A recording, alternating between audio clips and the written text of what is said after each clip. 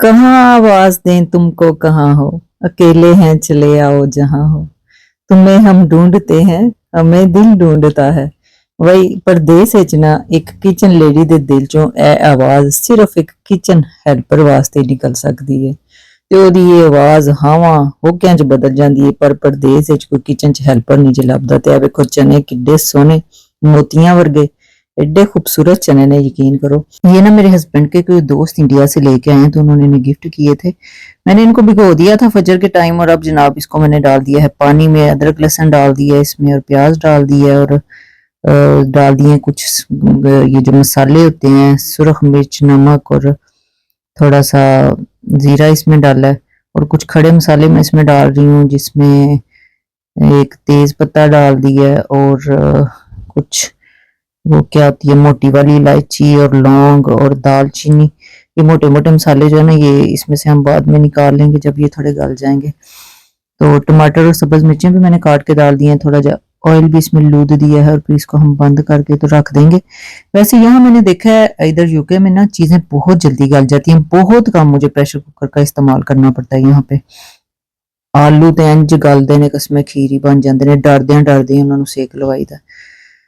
तो इसकी सीटी लग गई थी कोई 10 एक मिनट, इनको जो है ना चक्कर दिया है मैंने। तो बस इसका अब हमने ढक्कन खोल लिया है, तो देखते हैं चने ते क्या कमाल ही गल गए जी, किसमें अखा खुल गई ने चनिया दी ना। ਤੇ ਹੁਣ ਇਹਦੇ ਵਿੱਚ ਥੋੜਾ ਜਿਹਾ ਪਾਣੀ ਉਹ ਮੈਂ ਕੱਢ ਲਿਆ ਵੱਖਰਾ। ਇਹਦੇ ਵਿੱਚੋਂ ਹੁਣ ਮਸਾਲੇ ਮਸੂਲੇ ਚੋਕ ਕੇ ਕੱਢ ਲੈਨੇ ਆ। ਅਸੀਂ ਜਦੋਂ ਦੇ ਇੱਥੇ ਆਏ ਆ ਨਾ ਯੂਕੇ ਚ, ਕਾਲੇ ਚਨੇ ਨਹੀਂ ਪਕਾਏ, ਤੇ ਬੱਚਿਆਂ ਨੂੰ ਕਾਲੇ ਚਨੇ ਤੇ ਸਫੇਦ ਉਬਲੇ ਚਾਵਲ ਬਹੁਤ ਹੀ ਪਸੰਦ ਨੇ। ਤੇ ਮੈਂ ਕਿਹਾ ਚਲੋ ਅੱਜ ਹੁਣ ਯਾਦ ਹੀ ਨਹੀਂ ਸਨ, ਕਦੀ ਜ਼ੇਨ ਚ ਹੀ ਨਹੀਂ ਸਨ ਆਏ ਜਿੱਦਣ ਦੇ ਇੱਥੇ ਆਏ ਆ ਕਸਮੇ। ਤੇ ਇਹ ਹੁਣ ਗਿਫਟ ਮਿਲਿਆ ਤੇ ਮੈਨੂੰ ਯਾਦ ਆਇਆ, ਹਾਂ ਹਾਏ ਅਸੀਂ ਤੇ ਚਨੇ ਨਹੀਂ ਪਕਾਏ ਜਦੋਂ ਦੇ ਇੱਥੇ ਆਏ ਆ। ਇਹ ਪਾਣੀ ਦੇ ਵਿੱਚ ਥੋੜੇ ਜਿਹੇ, ਜਿਹੜਾ ਪਾਣੀ ਇਹਦੇ ਵਿੱਚੋਂ ਹੀ ਚਨਿਆਂ ਦੇ ਮੈਂ ਕੱਢਿਆ ਸੀ ਨਾ, ਉਹ ਚ ਥੋੜੇ ਜਿਹੇ ਚਨੇ ਪਾ ਕੇ ਤੇ ਉਹਨਾਂ ਨੂੰ ग्राइंड कर लेने हैं। चने बहुत ही मजेदार बनते हैं, पाए व्हाइट हों तो पाए ब्लैक हों। इसको हमने वापस डाल लिया। अगर तो आपने रोटियों के साथ खाना है ना, तो ये इस वक्त बेहतरीन जो है ना वो सालन बन के पक चुका हुआ है। इसको हल्का सा दम लगाया, ऑयल ऊपर आ जाएगा, तो फिर तुसी रोटियां दे नाल खाओ, बेहतरीन सालन है। ਜਦੋਂ ਅਸੀਂ छोटे ਹੁੰਦੇ ਸਨ ਤੇ अम्मी ਸਾਡੇ पकाते ਹੁੰਦੇ सन काले चने, लेकिन मैंने चूंकि इसमें चावलों के साथ खाना है तो मैंने थोड़ा सा पानी डाल दिया, इसको थोड़ा सा बस हम पकाएंगे। ਤੇ ਇੱਧਰ ਚਾਵਲਾਂ ਦਾ ਪਾਣੀ ਪੱਕਦਾ ਪਿਆ। ਤੇ ਅੰਮੀ ਜਦੋਂ ਪਕਾਉਂਦੇ ਹੁੰਦੇ ਸਨ ਨਾ ਕਾਲੇ ਚਨੇ, ਤੇ ਜਦੋਂ ਚਨੇ ਭੁੰਨਦੇ ਸਨ ਨਾ ਪਾਣੀ ਪਾਉਣ ਤੋਂ ਪਹਿਲਾਂ, ਉਹ ਵਾਲੇ ਚਨੇ ਜਿਹੜਾ ਖਾਣ ਦਾ ਮਜ਼ਾ ਆਉਂਦਾ ਸੀ ਨਾ, ਯਕੀਨ ਕਰੋ। ਫਿਰ ਅੰਮੀ ਨੇ ਕਈ ਵਾਰ ਆਖਣਾ ਜੀ ਥੋੜੇ ਨੇ ਰਹਿਣ ਦਿਓ, ਮੈਂ ਕਿਹਾ ਨਹੀਂ ਚਨੇ ਤੇ ਚਾਹੀਦੇ ਨੇ, ਭੁੱਜੇ ਚਨੇ ਸਾਨੂੰ ਕੱਢ ਕੇ ਦਿਓ। ਉਹ ਭੁੱਜੇ ਚਨਿਆਂ ਦਾ ਬੜਾ ਹੀ ਮਜ਼ਾ ਆਉਂਦਾ ਹੁੰਦਾ ਸੀ। ਕੌਣ ਕੌਣ ਖਾਂਦਾ ਹੁੰਦਾ ਸੀ ਉਹ ਚਨੇ, ਜ਼ਰਾ ਕਮੈਂਟ ਵਿੱਚ ਦੱਸਿਆ ਜੇ। ਤੇ ਇਹ ਜਨਾਬ ਹੁਣ ਸਾਡਾ ਚਾਵਲਾਂ ਨੂੰ ਵੀ ਬਾਲਾ ਆ ਗਿਆ ਜੀ ਹਲਕਾ ਜਿਹਾ। ਤੁਹਾਨੂੰ ਪਤਾ ਹੀ ਹੈ ਚਾਵਲ ਕਿਵੇਂ ਬਾਲੇ ਦੇ ਨੇ, ਮੈਂ ਕੀ ਦੱਸਣਾ, ਮੈਂ ਤਾਂ ਐਵੇਂ ਬਸ ਧਿਆਨੇ ਲੱਗੀ ਆ। ਇਹ ਵੇਖੋ ਜਦੋਂ ਚਨੇ ਉਬਲਦੇ, ਚਾਵਲ ਉਬਲਦੇ ਨੇ ਨਾ ਇੰਜ ਪਾਣੀ ਦੇ ਵਿੱਚ, ਉਦੋਂ ਵੀ ਕਿਆ ਖੂਬਸੂਰਤ ਨਜ਼ਾਰਾ ਹੁੰਦਾ ਕਸਮੇ, ਇੰਨਾ ਮਜ਼ਾ ਹੁੰਦਾ ਨਾ। ਇਹ ਵੇਖੋ ਮੈਂ ਕਈ ਵਾਰੀ ਨਾ ਕੋਲ ਖਲੋ ਕੇ ਤੇ ਵੇਖਨੀ ਆ, ਸਹੀ ਗੱਲ ਹੈ, ਇਹ ਬੜੇ ਸੋਹਣੇ ਲੱਗਦੇ ਜਿਵੇਂ ਚਾਵਲ ਜਦੋਂ ਪਾਣੀ ਦੇ ਵਿੱਚ नचते ने, टपते ने, डांस करते ने।